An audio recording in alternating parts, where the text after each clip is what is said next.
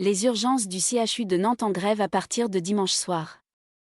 Le calibrage des effectifs ne permet plus d'accueillir les patients dans de bonnes conditions, dénonce la CGT de l'hôpital. Le personnel des urgences du CHU de Nantes a voté vendredi une grève qui débutera dimanche soir à minuit pour dénoncer leurs conditions de travail, a-t-on appris auprès des syndicats. On n'abandonnera pas la population, mais on va avoir besoin des usagers pour dénoncer cette situation. Le calibrage des effectifs ne permet plus d'accueillir les patients dans de bonnes conditions, a dénoncé Olivier Terrien, secrétaire général de la CGT au CHU de Nantes. Des patients attendent parfois 72 heures sur des brancards, il y a 40 enfants à opérer en chirurgie cardiaque d'ici à la fin de l'année, pour 11 plages opératoires, comment on fait? On tire au sort, s'énerve-t-il contre une direction autoritaire? Les chirurgiens demandent des plages opératoires supplémentaires, la direction refuse et les patients partent en clinique, où le plus gros portefeuille est soigné, regrette-t-il, c'est le projet de la direction, celui du gouvernement.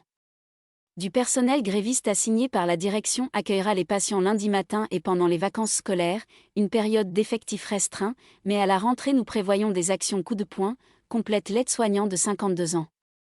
Les conditions de travail se dégradent, les collègues sont épuisés, psychologiquement ça ne va pas, selon Stéphane Nolot, 57 ans, infirmier en chirurgie cardiaque et secrétaire général du syndicat Force ouvrière FO au CHU.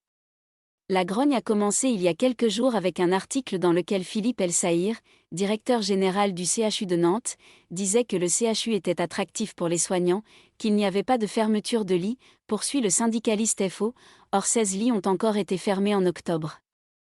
Contacté par l'AFP, la direction n'a pas pu être jointe dans l'immédiat.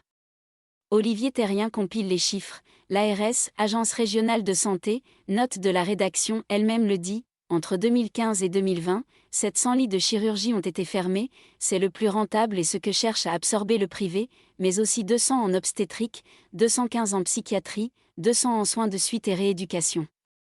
Une situation qui ne va pas s'améliorer avec la construction du futur CHU de l'île de Nantes, qui donnera lieu à une nouvelle fermeture de 63 lits, prévient-il.